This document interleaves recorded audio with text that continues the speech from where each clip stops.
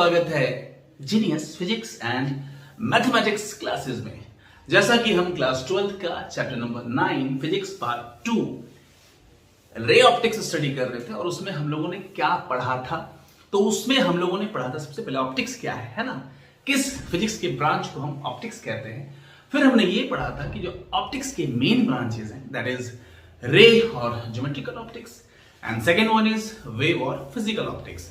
हमने ये ऑलरेडी जान लिया था। साथ साथ हमने ये भी पढ़ा था कि लाइट जब सीधी रेखा में गमन करता है that is rectilinear propagation of light, सरल रेखीय गति, प्रकाश की सरल रेखीय गति। तो क्या होता है वहां पे रे ऑफ लाइट, ये हमने पढ़ा था। साथ साथ हमने ये भी देखा था कि जब लाइट एक मीडियम से दूसरे मीडियम में ट्रेवल करती है तो वहां पे क्या क्या घटनाएं होती है।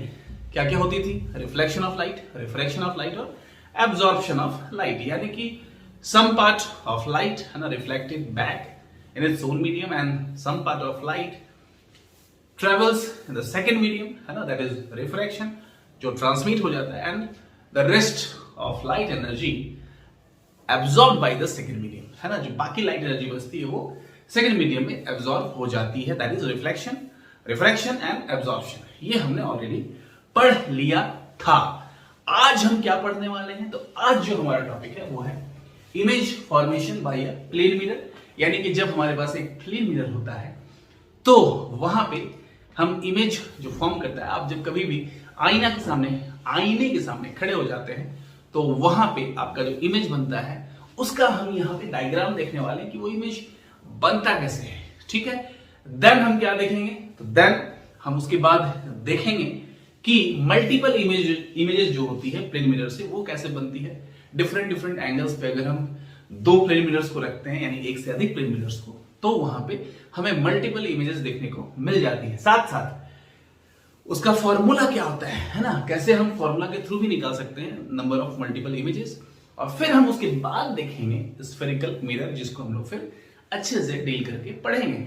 फिलहाल जो हमारा टॉपिक है वो है image formation by a plane mirror, जिसमें कि आपको ये दिख रहा होगा कि मैंने ऑलरेडी एक प्लेन मिरर यहाँ पे बना रखा है। अब मैं इसके सामने एक ऑब्जेक्ट रखूंगा और ऑब्जेक्ट किससे कैसे कैसे लाइट कहां से पास होती है और कैसे हम इमेज यहाँ पे फॉर्म करते हैं वो हम देखने वाले हैं। तो चलिए शुरू करते हैं आज की अपनी कक्षा इस प्लेन मिरर के साथ। तो इसमें सबसे पहले मैं एक ऑब्जेक्ट बना लूं। तो यहां पे अगर मैं एक ऑब्जेक्ट रख लूं है ना, ये मेरा ऑब्जेक्ट है, suppose this is my object है ना, ये मेरा क्या है? ऑब्जेक्ट है। अब ये मान लीजिए कोई आदमी है और अगर ये एक आदमी है तो ये जो है ये इसका हेड है ना, और ये नीचे इसका टो हो गया। ठीक है, तो ये हो गया मान लीजिए समवेयर यहां पे कहीं पे इसकी आंखें हैं। ठीक है, क्या है? आई ई है ना, समवेयर यहां पे कहीं आंखें हैं। अब देखिए जब यहां पे आंखें हैं तो ये आई हो गया है ना, इससे आप हेड में भी जा सकते हो और आई से आप टेल में भी आ सकते हैं। अब लाइट कैसे कैसे क्रॉस करता है, कैसे कैसे ट्रेवल करता है वो हम देखते हैं। अब देखिए ये लाइट जो है ये आई और ये जो इसका टो है नीचे का पार्ट, इसके बीच में हम एक लाइन खींच लेते हैं। तो इससे क्या होगा आपको पता चलेगा नॉर्मल के बारे में। तो ये हम एक लाइन खींच लेते हैं। तो यहां पे हमने ये अपना लाइन ड्रॉ कर लिया। ये क्या है? तो आंसर है ये जो है ये हमारा नॉर्मल है। क्या है? ये टो हो गया, ये हमारा नॉर्मल है। अब लाइट का क्या होगा? यहां से जो लाइट है वो यहां पे जाएगी रिफ्लेक्ट। पहले यहां से लाइट यहां ट्रेवल करेगी, पहले हम यहां पे इसको ड्रॉ कर लेते हैं। ये लाइट यहां से यहां चलेगी। ठीक है, पहले लाइट यहां से यहां चली गई, देन क्या होगा? रिफ्लेक्ट होने के बाद ये हमारे आंखों पर जाएगी। तो इसको हम ले जाते हैं अपनी आंखों पर। ठीक है, तो ये लाइट जो है देखिए ये लाइट रिफ्लेक्ट होके कहां पहुंच गई? हमारे आंखों पर। ठीक है, एक लाइट की हम यहां पे और भी चर्चा करने वाले हैं और वो हमारा लाइट है नॉर्मल। ये जो नॉर्मल रे जो होती है जो यहां पे आके इंसिडेंट करेगी है ना, ये नॉर्मल, ये मेरा नॉर्मल है। ठीक है, ये यहां पे इंसिडेंट हो रही है और आपको पता है कि जब लाइट नॉर्मली इंसिडेंट होती है तो वो उसी पाथ में वापस आ जाती है। ठीक है, पहला तो ये हो गया। अब हम क्या करेंगे कि यहां पे आपको पता है कि in case of plane mirror हमें वर्चुअल इमेज देखने को मिलता है, तो कैसे बनेगा? तो पहले ये टेल का यहाँ पे इमेज कहां होगा, समवेयर, है ना, इसके किसके पीछे, बिहाइंड द मिरर। तो ये हमें देखना पड़ेगा कहां पे बनेगा। तो उसके लिए हम क्या करेंगे, ये जो रे ऑफ लाइट है इसको हम बैक करते हैं और इसको भी आगे बढ़ा देते हैं, है ना। तो इस रे ऑफ लाइट को मैं पीछे खिसकाता हूं, ये रे ऑफ लाइट है ना, ये रे ऑफ लाइट आ गया आपका ये पीछे, देखिए, ठीक है। थोड़ा सा और पीछे कर लूं मैं इसको, तो ये रे ऑफ लाइट ये समवेयर, देखिए, इसको मैंने पीछे कर लिया और इसको भी मैं एक्सटेंड कर देता हूं। अगर मैं इसको भी एक्सटेंड कर दूं, ये हो गया हमारा एक्सटेंड, ठीक है। और ये तो समवेयर कहीं पे यहां पे आप देख सकते हैं, ये टेल यहाँ पे टो है, तो यहाँ पे हमें ये यहाँ पे इंटरसेक्ट कर जाता है। जब हम एक्सटेंड करते हैं तब इंटरसेक्ट करता है, अपने आप इंटरसेक्ट नहीं करता है। ओके, अब रही बात हेड, है ना, हेड का भी हमें चाहिए क्या, इमेज। तो फिर से देखिए, हम यहाँ पे इसको भी दो पार्ट कर लेंगे, आधा, और यहां से पहले हम लोग नॉर्मल ड्रॉ कर लेंगे, ठीक है। तो चलिए इसको भी हाफ कर लेते हैं, ये हो गया हमारा हाफ, दिस इज आवर, लीजिए ये हो गया हाफ। और यहां से भी हम क्या करेंगे, ये जो हमारा हेड है इससे एक लाइट यहां से यहां आएगी और रिफ्लेक्ट होके यहां आएगी। तो इसको मैं ड्रॉ कर लूं, तो ये यहां पे हमारा, लीजिए ये हो गया, ये लाइट इंसिडेंट और रिफ्लेक्ट करके ये लाइट आ गई यहां पे,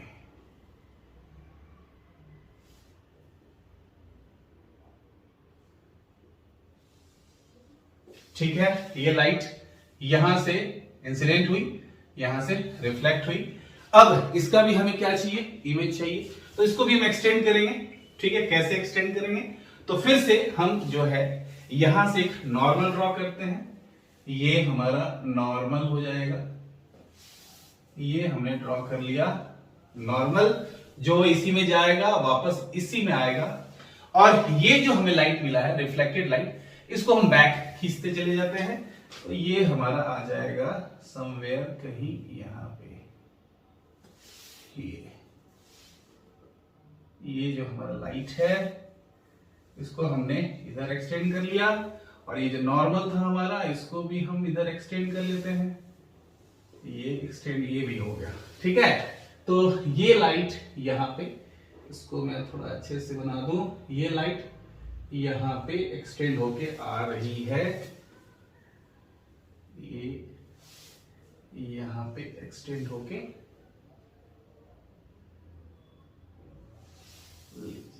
ये है ना, ये एक्सटेंड होके यहां पे आ रही है। तो यहां पे जो मेरा इमेज है हेड का और टेल का, ये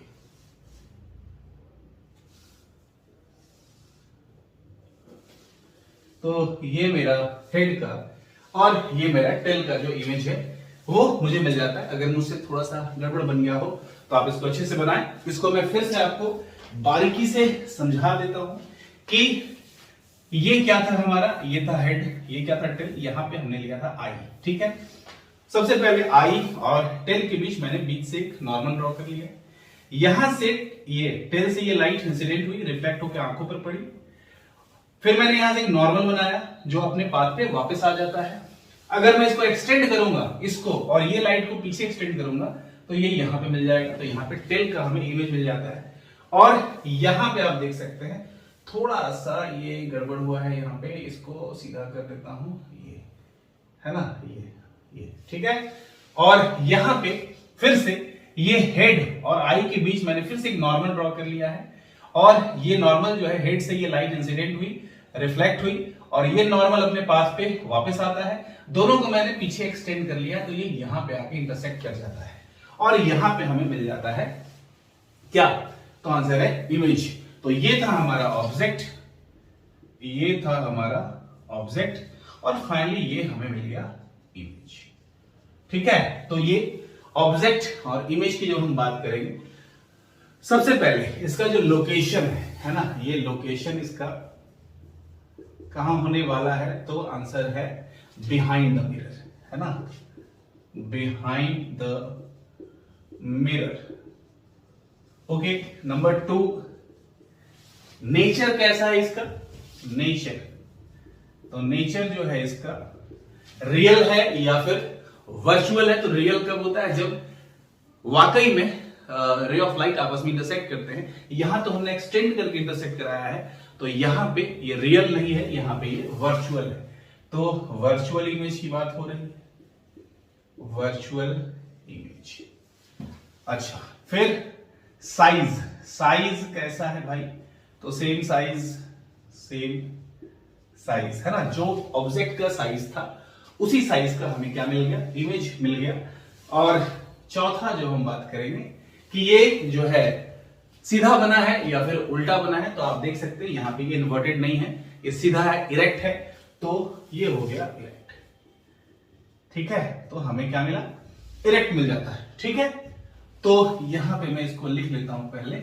अगर आपसे पूछा जाएगा कि इन्वर्टेड और इरेक्ट, इन्वर्टेड और इरेक्ट, तो आप बोलेंगे कि यहां पे बनेगा इरेक्ट। तो यहां पे 4 इसके प्रॉपर्टीज है। पहला कहां बनता है, बिहाइंड द मिरर, दूसरा कैसा बनता है, वर्चुअल, तीसरा सेम साइज एज ऑब्जेक्ट, और चौथा ये इरेक्ट बनता है, इन्वर्टेड नहीं बनता है। अब यहां पे एक चीज आपको और भी जानना है कि रियल इमेज और वर्चुअल इमेज में क्या डिफरेंस है ना, रियल इमेज और वर्चुअल इमेज, इसमें क्या डिफरेंस है। तो मैं इसको अच्छे से लिख देता हूं ताकि आपका समय बर्बाद ना हो। फिर हम देखते हैं कि मैंने क्या लिखा है। तो मैं यहां पे लिखना स्टार्ट करता हूं। तो ये रहा हमारा real image and virtual image. Real image क्या है, real image is made by the actual intersection of rays before entering eyes, यानी कि जब भी रियल इमेज फॉर्म करता है तो वहां पे जो रेज हम लेते हैं, 2 रेज है ना, वहां पे एक्चुअल इंटरसेक्शन होता है रेज का, तब हमें क्या मिलता है, रियल इमेज। और रियल इमेज को can be taken on screen, यानी कि हम पर्दे पर प्राप्त कर सकते हैं। जबकि मैं वर्चुअल इमेज की बात करूं तो virtual image do not exist, actual में ये एग्जिस्ट नहीं करता है। कैसे, तो मिरर में जब आपको आपका खुद का इमेज दिखता है तो क्या आप उसको फिजिकली टच कर पाते हैं, तो आंसर इज नो। तो वर्चुअल इमेज जो है वहां पे एग्जिस्ट नहीं करता है, लेकिन हम उसको देख क्यों पाते हैं, but appears only at the point of intersection of extended rays, यानी आप ये जो रेज था इसको आपने एक्सटेंड किया बैक साइड, पीछे की तरफ, तब आपको वर्चुअल इमेज मिल जाता है। यानी आप उसको देख तो सकते हैं, परसेप्शन आपको हो जाता है, लेकिन वो रियल नहीं होता है, वो वर्चुअल होता है। तो ये था हमारा। साथ साथ यहां पे एक और भी टॉपिक जो बड़ा इंटरेस्टिंग है कि यहां पे मान लीजिए एक इंसान खड़ा है, एक ऑब्जर्वर खड़ा है। अब ये जो मिरर है, ये मिरर का साइज कितना होना चाहिए ताकि उसको अपना फुल यानी हेड से लेके टो तक उसको फुल इमेज मिल जाए। तो आंसर है कि यहां पे हम देख सकते हैं कि टो से जो है रे ऑफ लाइट यहां गई है, तो इसके पहले का जो ये हिस्सा है ना, यहां से लेके यहां तक का जो हिस्सा है, ये हमारे कोई काम का नहीं है। क्यों, क्योंकि यहां से यहां गया, फिर आई पे, फिर ये ऊपर भी अगर पड़ेगा तो आई पे, कहीं भी पड़ेगा तो कहां जाना है इसको, ये आई पे जाएगा।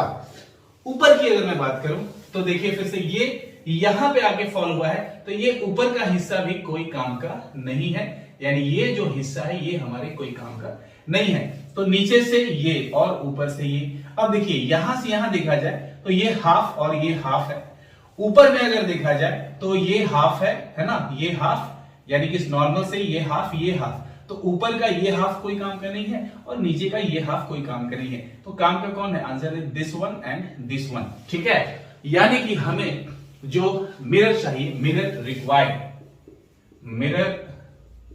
Required is half of the size of observer। ठीक है, यानी कि यहां पे जो ऑब्जर्वर है उसके आधी साइज का मिरर जो हमारे पास रहेगा, उससे हम अपना पूरा का पूरा इमेज यहां पे आराम से प्राप्त कर सकते हैं। फिर से समझिए, ये रे ऑफ लाइट यहां पे गया है, फिर यहां चला गया आई पे, तो ये नीचे वाले का कोई यहां पे काम नहीं है। साथ साथ ऊपर अगर हेड और आई के बीच में देखें तो ये यहां पे आके फॉल करता है, इंसिडेंट होता है, फिर ये रिफ्लेक्ट होकर आई पे आता है, तो ऊपर का ये भी कोई हिस्सा काम का नहीं है। तो हमारा जो काम का हिस्सा है वो है मिरर का आधा पार्ट। तो जो भी ऑब्जर्वर होगा उसके आधी साइज का अगर मिरर हमारे पास है तो हम वहां पे फुल इमेज प्राप्त कर सकते हैं। तो ये था हमारा formation, image formation by a plane mirror या formation of image by a plane mirror. अब हम देखते हैं कि हम अगर हमारे पास एक से अधिक, चलिए हम 2 ही लेके चलेंगे, अगर प्लेन मिरर्स हैं तो डिफरेंट एंगल्स से अगर हम उसको प्लेस करते हैं तो हमें मल्टीपल इमेजेस मिलते हैं। कैसे मिलते हैं और कितने मिलते हैं, ये हमारा नेक्स्ट टॉपिक है। तो चलिए देखते हैं multiple image formation by a plane mirror. लेकिन उसके लिए हमारा एक मिरर से काम नहीं चलने वाला है। तो चलिए हम 2 मिरर पे चर्चा करते हैं। सपोज ये हमारा पहला मिरर है और ये हमारा दूसरा मिरर है, ठीक है। ये भी एक प्लेन मिरर है और ये भी हमारा एक प्लेन मिरर है। 2 मिरर हमारे पास हैं और दोनों मिरर के बीच का ये कुछ ना कुछ एंगल है। अब मेरे पास ये ऑब्जेक्ट, सपोज यहां पे मैंने इस ऑब्जेक्ट को प्लेस कर दिया। अब इसका इमेज कितना होगा, तो ये डिपेंड करता है इस एंगल पे कि हमने जो एंगल लिया है 2 मिरर के बीच का, ये कितना है। वैसे मैं आपको डायग्राम से कुछ हद तक समझाने की कोशिश करता हूं कि एक रे, ये नॉर्मल वाला रे आपको पता है, नॉर्मली जाता है, नॉर्मली वापस आता है, और इसको हम जब एक्सटेंड करते हैं इधर तो हमको यहां पे एक इमेज मिलता है। ये तो आपको पता ही है ना। दूसरी बात, एक नॉर्मल अगर मैं इसके साथ ले लूं ये, तो ये नॉर्मल जाएगा और नॉर्मल आएगा, और आपको जो है यहां पे फिर से एक्सटेंड करूं तो एक इमेज आपको यहां मिल जाएगा। तो ये पहला इमेज हो गया, ये दूसरा इमेज हो गया, ठीक है, ओके। दूसरा एक और समझिए, ये एक रे ऑफ लाइट हो सकता है। ये रे ऑफ लाइट यहां चला गया, यहां से ये टकरा के इधर आ गया, और फिर ये यहां से टकरा के फिर वापस यही आई पे पड़ गया। होता है ना ये, यहां पे फिर नॉर्मल ड्रॉ कर सकते हैं आप। ये नॉर्मल यहां पे ड्रॉ कीजिए, यहां पे ड्रॉ कीजिए। Angle of incidence is equal to angle of reflection. यहां भी ये आई, ये आर, तो फिर से हमारा आई तो सीधा ट्रेस करता है। तो जब ये लाइट यहां पे पड़ेगा तो मुझे इसका इमेज समवेयर कहीं यहां पे दिख जाएगा, यानी ये तीसरा इमेज मिल गया। उसी तरह से अगर फिर से ये एक रे ऑफ लाइट यहां जाता है, यहां से मान लीजिए ये यहां चला जाता है, और फिर ये आई पे आके पड़ता है, तो क्या होगा, फिर से हम इसको बैक करेंगे तो एक इमेज हमें यहां भी दिख सकता है, चौथा इमेज। अगर मैं इसको फिर से देखूं, एक रे ऑफ लाइट यहां पे चला गया, यहां से रिफ्लेक्ट होके ये यहां चला गया, फिर यहां से ये हमारे आई पे पड़ा, तो इसको मैं फिर से, अगर इसको मैं फिर से बैक करूं तो एक इमेज यहां मिल जाएगा, 5वां इमेज। यानी कि यहां पे जो इमेज है एक नहीं है, एक से अधिक है। और ये हमें कब दिखता है, जब हम 2 प्लेन मिरर्स को, ये हमारा मिरर 1 था, ये हमारा मिरर 2 था, हमने जब इस दोनों मिरर को कुछ एंगल से प्लेस किया हुआ है आपस में, इसका फॉर्मूला क्या बनता है, नंबर ऑफ इमेजेस का। तो यहां पे हम देख लेते हैं, नंबर ऑफ इमेजेस का जो फॉर्मूला हमारे पास है वो क्या है। तो इसका पहला फॉर्मूला जो हमारे पास है, फर्स्ट वन, ये है, क्या है भाई, तो 360 डिग्री अपॉन थीटा, और दूसरा हमारे पास है 360 डिग्री अपॉन थीटा -1। यानी कि 2 फॉर्मूला हमारे पास अवेलेबल है। हम कौन सा यूज करेंगे, तो आंसर है कि ये कब है, तो when 360 degree upon theta is odd, है ना, ऑड। और ये हम कब यूज करेंगे, तो व्हेन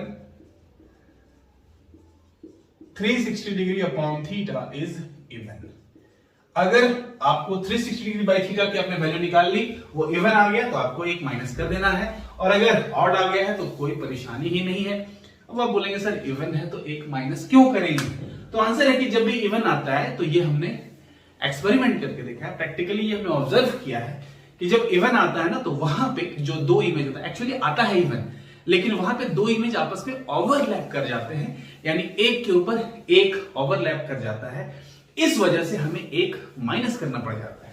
तो यहां पे जब भी आपका इवन आएगा तो आप उससे -1 कर देना है आपको, तो आपको नंबर ऑफ इमेज मिल जाएंगे। फॉर एग्जांपल, इसका एक एग्जांपल हम लेते हैं। फॉर एग्जांपल, पहला, इफ थीटा मैं आपको दे देता हूं 60 डिग्री, कि मैंने 2 मिरर्स को रखा है और ऐसे रखा है कि दोनों के बीच का एंगल कितना है, 60 डिग्री है। तो उस केस में जो हमारा नंबर ऑफ इमेजेस आ जाएगा, नंबर ऑफ इमेजेस कितना आएगा, तो आंसर है, देखते हैं पहले कि 360 अपॉन थीटा करने से जो हमारा वैल्यू है वो कितना आता है, तो 360 अपॉन 60 यानी कि कट गया कितने बार में, 6 बार में, इवन आ गया, इवन आ गया, इसलिए यहां पे जो नंबर ऑफ इमेजेस होंगे वो हो जाएंगे 6 माइनस 1 यानी कि 5। ठीक है, क्योंकि यहाँ पे इवन था और इवन अगर आ गया तो आपको एक माइनस करना पड़ेगा क्योंकि वहां पे दो इमेजेस आपस में ओवरलैप कर जाते हैं। सेकेंड अगर मैं देखूं, if theta is equals to कितना रखना चाहिए, तो यहां पे मैं थीटा रख दूं अगर 120 डिग्री, है ना, थीटा 120 डिग्री, तो यहां पे नंबर ऑफ इमेजेस कितना हो जाएगा, नंबर ऑफ इमेजेस, तो निकालते हैं 360 डिग्री अपॉन थीटा कितना 120 डिग्री, कितना आ गया, तो आंसर है 3। ये तो खुद ही ऑड आ गया है, तो हमें यहाँ पे -1 नहीं करना है, तो ऑड आ गया तो हमारा आंसर यही रह जाता है। तो यहाँ पे 3 इमेजेस बनेंगे, जबकि इस केस में 6 - 1 5 इमेज बनेंगे, जैसा कि मैंने यहाँ पे बनाया भी है। तो ये तो मैंने रफली बना दिया है, आप इसको अच्छे से समझ गए होंगे। तो ये था हमारा multiple image formation by a plane mirror. ठीक है, अब हम लोग जो पढ़ने वाले हैं वो हमारा होगा स्फेरिकल मिरर। तो चलिए अब हम देखते हैं स्फेरिकल मिरर क्या होता है। स्फेरिकल मिरर, तो आंसर है कि आपने खोखला गोला होता है उसके बारे में आप सुना होगा, यानी कि हॉलो स्फीयर, जस्ट लाइक अ फुटबॉल, है ना। तो फुटबॉल जो होता है हॉलो स्फीयर, उसी का जो पार्ट है, यहां से अगर मैं इसको कट कर लूं तो ये कुछ हमें ऐसा दिखने वाला है ना। ये आपको ऐसा दिखेगा, एक कटोरे के जैसा, है ना।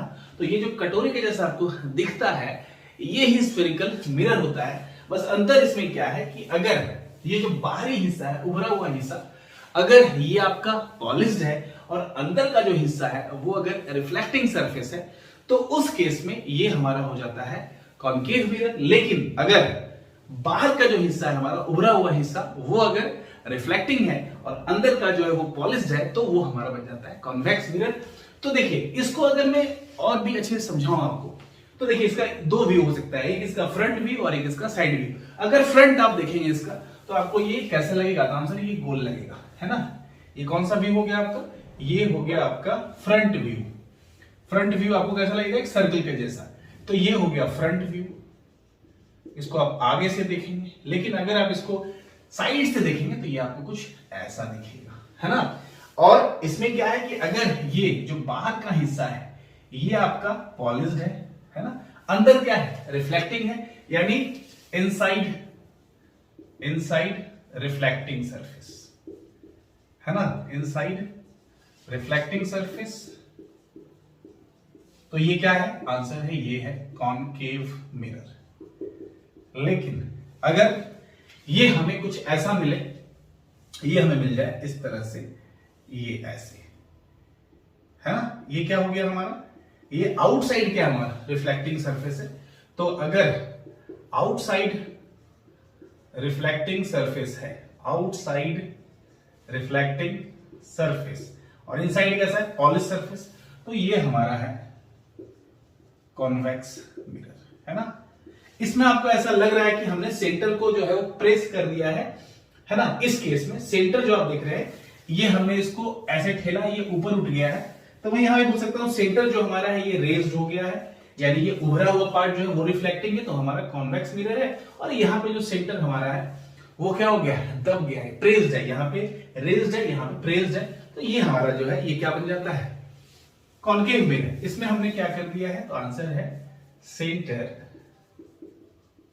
क्या किया, प्रेस्ड, अंदर की तरफ हमने इसको सेंटर को ढकेल दिया है, प्रेस कर दिया है। और इसमें सेंटर हमारा ये रेज्ड है, सेंटर रेज्ड, है ना। तो इस केस में ये क्या बन गया है, आंसर है कॉन्वेक्स, और इस केस में क्या बन गया है, आंसर है कॉनकेव। तो ये था हमारा स्फेरिकल मिरर। अब इस स्फेरिकल मिरर के बहुत सारे पार्ट्स होते हैं जो हमें बारीकी से समझना है। तो क्या क्या पार्ट्स होते हैं, चलिए अब हम वो देखते हैं। अब हम बात करते हैं स्फेरिकल मिरर की। हम कॉनकेव भी ले सकते हैं, कॉन्वेक्स भी ले सकते हैं। तो चलिए ये हमने ले लिया, सपोज ये हमारा कॉनकेव मिरर है, मैं इसको यहां से बाहर से पॉलिश्ड कर देता हूं, ठीक है। अब इसमें जो डिफरेंट पार्ट्स होते हैं मैं उसको आपको बारीकी से समझाता हूं। अब आपको जैसा कि पता है कि ये जो कॉन्केव मिरर है ये स्फेरिकल मिरर है। क्यों? क्योंकि ये स्फीयर का एक पार्ट है।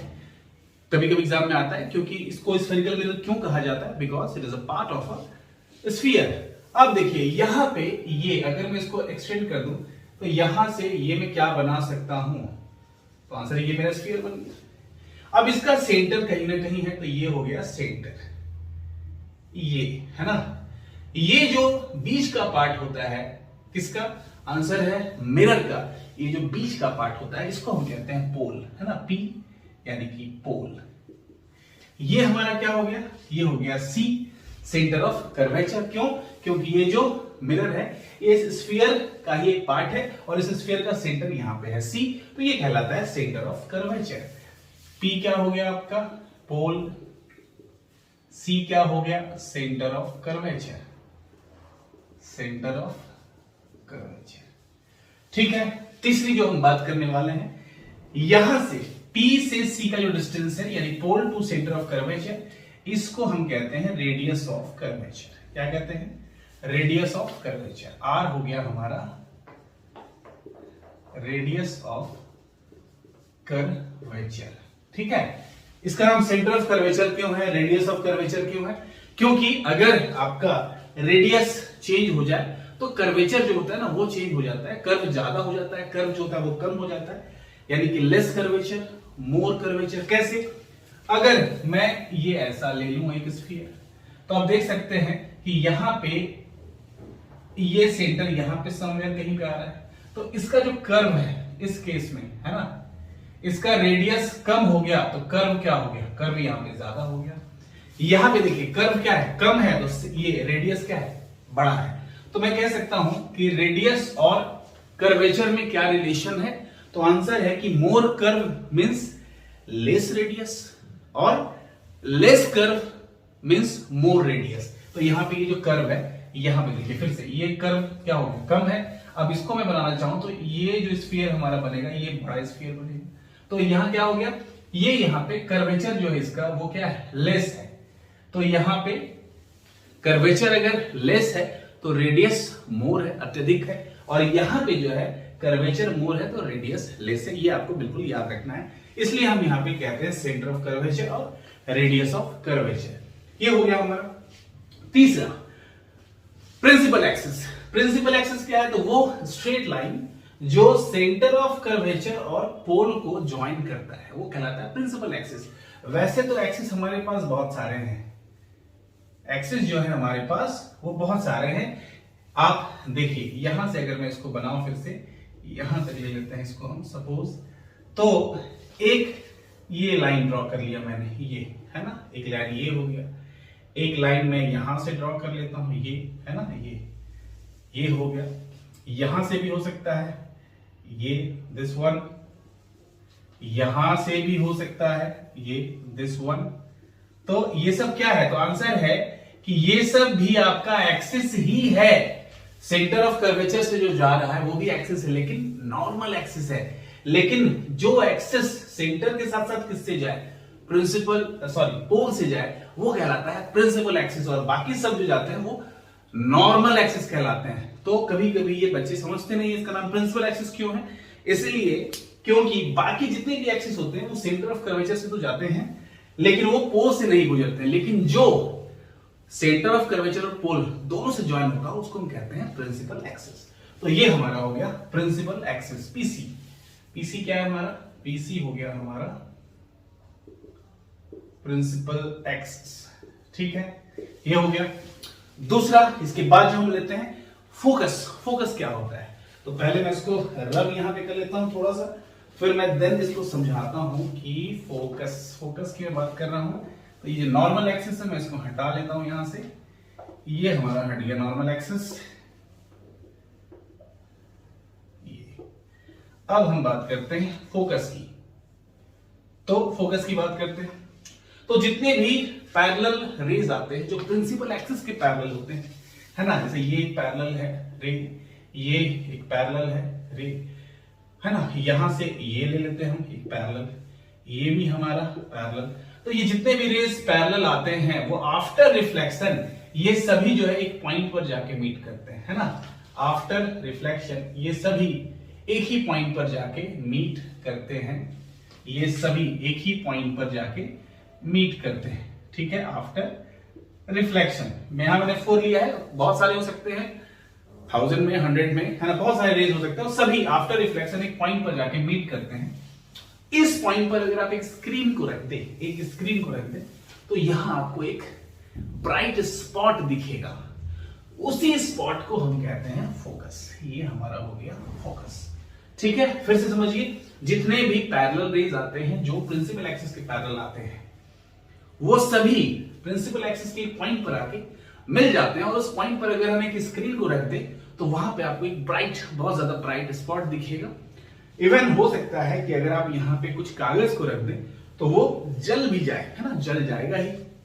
तो ये जो हमारा है ये कहलाता है फोकस, है ना। और ये तो हम देख लिए, सी से पी का जो डिस्टेंस है वो क्या है, रेडियस ऑफ कर्वेचर। लेकिन एफ से जो पी का डिस्टेंस है ये कहलाता है फोकल लेंथ, ठीक है। तो ये क्या हो गया हमारा एफ, है ना। एफ क्या हो गया, पहले कैपिटल एफ हमारा हो गया फोकस, और स्मॉल एफ क्या हो गया, तो आंसर है फोकल लेंथ, ठीक है। ये हमारा फोकल लेंथ है। तो फिर से पोल क्या होता है ये हमने देख लिया, सेंटर ऑफ कर्वेचर क्या होता है देख लिया, रेडियस ऑफ कर्वेचर क्या होता है देख लिया, प्रिंसिपल एक्सिस क्या होता है देख लिया। बहुत सारे एक्सिस होते हैं जिसको नॉर्मल कहते हैं, लेकिन जो एक्सिस सेंटर ऑफ कर्वेचर और पोल से ज्वाइन हो वो कहलाता है प्रिंसिपल एक्सिस। एफ क्या है, फोकस, और एफ क्या है, स्मॉल एफ क्या है, फोकल लेंथ। ये आपको याद रखना है, small F focal length, capital F focus.